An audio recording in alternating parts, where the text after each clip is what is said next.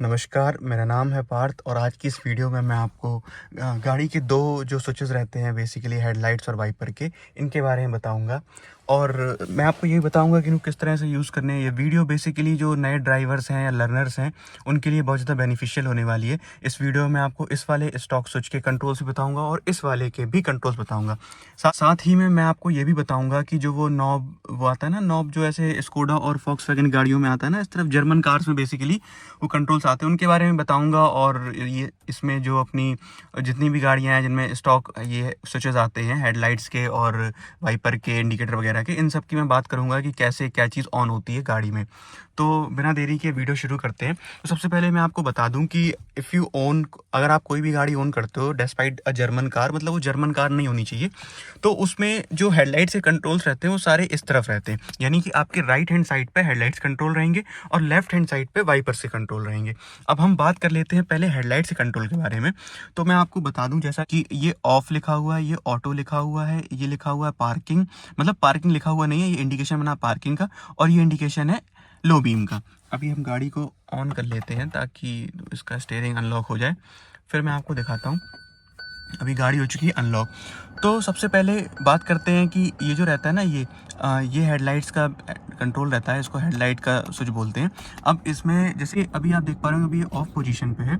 अब अगर मैं इसको ऑटो पे लगा दूंगा तो जो गाड़ी के जो सेंसर रहते हैं वो डिटेक्ट कर लेते हैं कि अभी अंधेरा है या उजाला है, और उसी हिसाब से फिर वो गाड़ी की जो हेडलैम्प है वो ऑटोमेटिकली ऑन ऑफ होती है। अब अगर आपको ये चीज़ नहीं चाहिए, कुछ कुछ गाड़ियों में ऑटो हेडलैम्प का फंक्शन आता है, कुछ कुछ गाड़ियों में नहीं आता। अगर आपको ये नहीं चाहिए तो आप ये भी कर सकते हैं कि आप इसको सिंपली पार्किंग पे करें। इसमें क्या होगा, आपकी गाड़ी में अगर DRLs आती हैं या पार्किंग बल्ब्स आते हैं तो वो ऑन हो जाते हैं। आप अभी यहाँ पर इंडिकेशन देख पा रहे होंगे इस चीज़ का, तो कुछ इस तरह से इसका इंडिकेशन बन करके आता है, तो ये ऑन हो जाते हैं। अब अगर मैं इसको एक बार और करूँगा ना, तो ये गाड़ी में लो बीम ऑन होगी। गाड़ी की हेडलाइट जो है, आप ये इंडिकेशन देख पा रहे होंगे, गाड़ी की हेडलाइट ऑन हो चुकी है। अब एक चीज़ मैं आपको और बता दूं कि अब यहीं पे अगर आप इसको हाई बीम पे करना हो तो इस स्विच को आपको ऐसे पकड़ना है, या फिर आप सिंपली इस स्विच को आगे की तरफ कर देंगे तो ये हाई बीम पे स्विच हो जाएगा। हाई बीम का जो लोगो रहता है वो आप देख पा रहे होंगे, ब्लू कलर का, इस तरह से कुछ हाई बीम का लोगो रहता है। लेकिन हाई बीम आप जब हाईवे पे चलें, फास्ट लेन में जब आपको गाड़ी तेज चलानी हो तभी आप यूज़ करें। बिना मतलब में आप हाई बीम यूज़ करके दूसरे इंसान को दिक्कत दे सकते हैं, तो हाई बीम का आप यूज़ ना करें। गाड़ी हमेशा लो बीम पे ही चलाएं, और कहीं ऐसा रोड हो जहाँ पर लेन्स ना हो, आमने सामने से एक तरफ जाने का एक तरफ आने का हो, तो वहाँ पे आप लो बीम का ही यूज़ करें। अब ये तो हो गए हेडलाइट के कंट्रोल। यहाँ से हेडलाइट बेसिकली कंट्रोल होती है, ये ऑटो, ये पार्किंग बल्ब, और ये अगर पार्किंग या फिर DRL, और ये हो गया आपका लो बीम का। और इसके बाद में अगर आप इस स्विच को आगे की तरफ पुल कर देंगे तो ये हो जाएगा, सॉरी, इसके बाद में अगर आप इस स्विच को आगे की तरफ पुश कर देंगे तो ये हो जाएगा आपका हाई बीम ऑन। फिलहाल हम इसको बंद कर देते हैं। अब आते हैं इसमें दूसरी चीज़ पे। इसमें दूसरी चीज़ ये होती है कि अगर इस स्विच को आप अपनी तरफ पुल करेंगे, पुश करने पे, तो इसमें हाई बीम लगती है जब ये ऑन होता है। अभी मैं पुश कर रहा हूँ तो आप देख पा रहे हैं किसी तरह की इंडिकेशन बन के नहीं आ रही, तो इसका मतलब ये अभी हेडलाइट ऑन नहीं है। तभी होगा जब ये हेडलाइट ऑन होगी और तब मैं इसको पुल करूँगा आगे तक, तब ये एक्टिवेट होगी। अब इसके बाद अगर आपको डिपर चाहिए, गाड़ी में आप कार चला रहे हो, आपको डिपर मारना है, सामने वाले को ये बताना है भैया साइड दे दो हमको, हम तेज है, हम तो ब्रेक नहीं लग पाएंगे, तो आप उस केस में क्या कर सकते हो कि आप सिंपली अपनी 2 फिंगर, या फिर कुछ कुछ लोग एक भी फिंगर रखते हैं, इससे आप सिंपली इसको ऐसे आगे की तरफ हल्का सा जैसे ही आप पुल करोगे तो आप देख पा रहे होगे ये इंडिकेशन, ये हाई बीम का इंडिकेशन बन गया है। तो ये पासिंग लाइट या डिपर इसको बोलते हैं। तो ये वो चीज़ हो गई। अब इसमें मैंने आपको ये बता दिया। अब इसके बाद में जो एक और कंट्रोल जो इसमें रहता है इसी स्विच में, वो ये रहता है कि अगर आपको इस तरफ मुड़ना है, if you want to take a left turn, तो आपको इसको इस तरफ करना है। तो आप देख पा रहे हो कि लेफ्ट वाला इंडिकेटर ब्लिंक होने लगा। और if you want to take the right turn, और if you want to take the right turn, अगर आपको सीधे हाथ पे मुड़ना है, राइट साइड मुड़ना है, तो आपको इसको सिंपली ऐसे करना है। और टर्न लेने के बाद ये जो इसका कैलिब्रेशन रहता है इस तरह का रहता है कि आपकी स्टीयरिंग जब टर्न हो जाएगी तो ये इंडिकेटर अपने आप बंद हो जाएंगे। तो आप उसमें परेशान ना हो कि ये इंडिकेटर अपने आप बंद हो जा रहे हैं या कुछ भी, वो इंडिकेटर अपने आप ही बंद हो जाते हैं। आप जैसे ही टर्न लेंगे, टर्न लेने के बाद स्टीयरिंग जैसे सीधा करेंगे तो वो अपने आप ही बंद हो जाएगा। तो ये हो गया। इसके बाद इसमें क्या होता है कि जो नई गाड़ियाँ आ रही हैं, जो अभी आप अगर नई कोई गाड़ी खरीदते हैं तो उसमें वन टच इंडिकेशन भी रहता है। इसमें क्या रहता है, बेसिकली आप अपनी गाड़ी में ये एडजस्ट कर सकते हैं कि आपका इंडिकेटर कितनी बार ब्लिंक करना है, जो कि जैसे अभी ऐसे करने पे तो ये इंडिकेटर चल रहा है, ठीक है। अब अगर मैं इसको हल्का सा टच करूंगा ना, सॉफ्ट टच, तो आप देख पाएंगे कि कुछ बार ब्लिंक करेगा, 7 टाइम्स ये शायद लगा हुआ है, और उसके बाद ये अपने आप बंद हो जाएगा।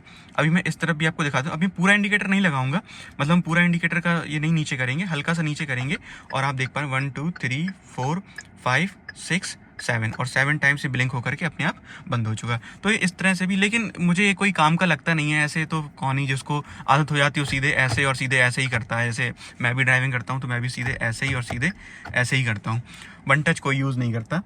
ये बेसिकली वन टच इसलिए रहता है कि आपको लेन वगैरह चेंज करनी हो तो आप कर दें, लेकिन जब आपका आदत हो जाएगी ना, इस पर हाथ सेट हो जाएगा तो आप फिर फुली इंडिकेटर देंगे। और ठीक है, तो ये हो गई। इसके बाद में एक चीज़ और जो रहती है फॉग लैम्प के कंट्रोल में, आपको बता दूं कि जो फॉग लैम्प के कंट्रोल रहते हैं ना, वो ये रहते हैं। आप गए पार्किंग पे, या फिर आप ऑटो पे भी कर सकते हो। आप गए पार्किंग पे या फिर आप हेडलैम्प पे गए, मतलब बेसिकली आपकी लाइट ऑफ नहीं होनी चाहिए, कोई ना कोई या तो ऑटो या फिर ये होना चाहिए।